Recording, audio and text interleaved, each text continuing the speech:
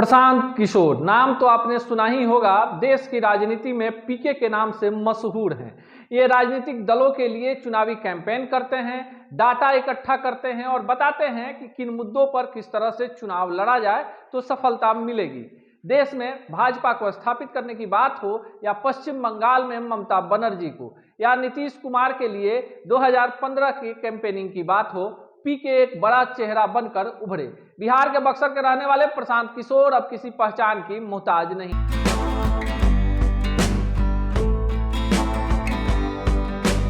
नमस्कार, मेरा नाम अनूप नारायण सिंह है और आप बिहारी खबर के डिजिटल प्लेटफॉर्म को देख रहे हैं।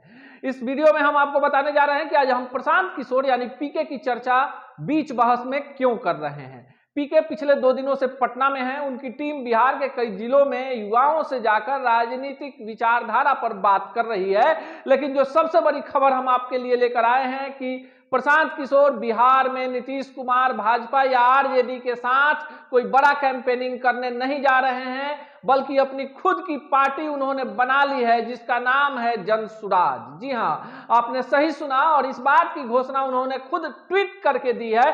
पटना में है और लोगों से मिल रहे हैं। ये जनसुराज जो है बिहार में चुनावी तैयारी में भी लग चुकी है और ये पहला प्रयोग बिहार में ही होने जा रहा है। इस वक्त की सबसे बड़ी खबर कि प्रशांत किशोर ने अपनी खुद की पार्टी बना ली है जिसका नाम है जनसुराज।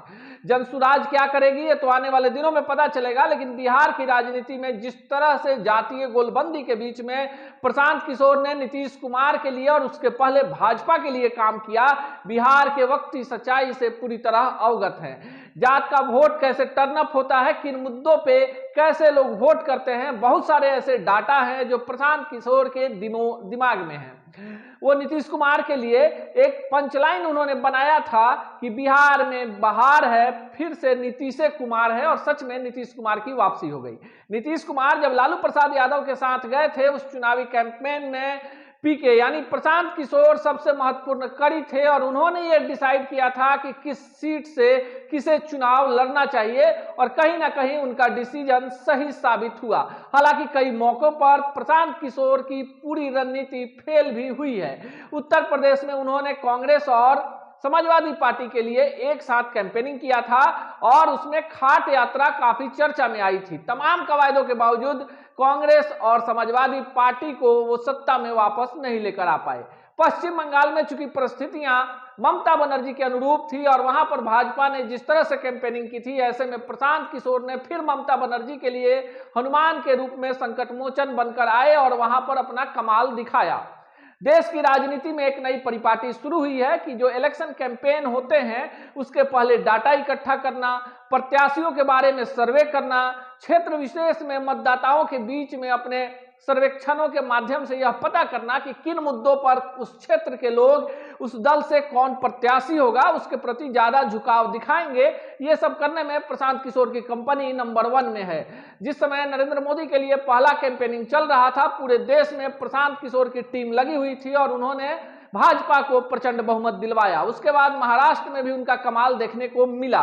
बिहार में वो अपनी नई पार्टी लेकर आ रहे हैं। इस कारण से आज इस वीडियो में उनकी हम चर्चा कर रहे हैं। उनकी जो सुराज पार्टी होगी, कैसा उसका स्वरूप होगा, इसके बारे में अभी कोई जानकारी नहीं मिली है। लेकिन पिछले कई दिनों से ये कयास लगाए जा रहे थे कि प्रशांत किशोर चूंकि पटना में है और नीतीश कुमार उनसे मिलना चाह रहे हैं, तो इन दोनों के बीच की मुलाकात कब होगी। लेकिन एक ट्वीट ने पूरे बिहार के राजनीतिक परिदृश्य को बदल दिया है और अब अपनी नई पार्टी के साथ प्रशांत किशोर बिहार के राजनीतिक धरातल पर नया गेम खेलने की तैयारी में है। हालांकि इस तरह का ही एक गेम द प्लूरल्स के नाम से पुष्पम प्रिया चौधरी खेल चुकी हैं और सोशल मीडिया पर उन्होंने लाखों करोड़ों व्यू तो बटोर लिया, लेकिन जब खुद बांकीपुर से विधानसभा के चुनाव में उतरी तो सैकड़ा वोट भी नहीं पा पाई। बिहार की राजनीति में जात सबसे बड़ा फैक्टर है। यहाँ स्थानीय स्तर पर मतदाताओं का मूड चेंज हो जाता है।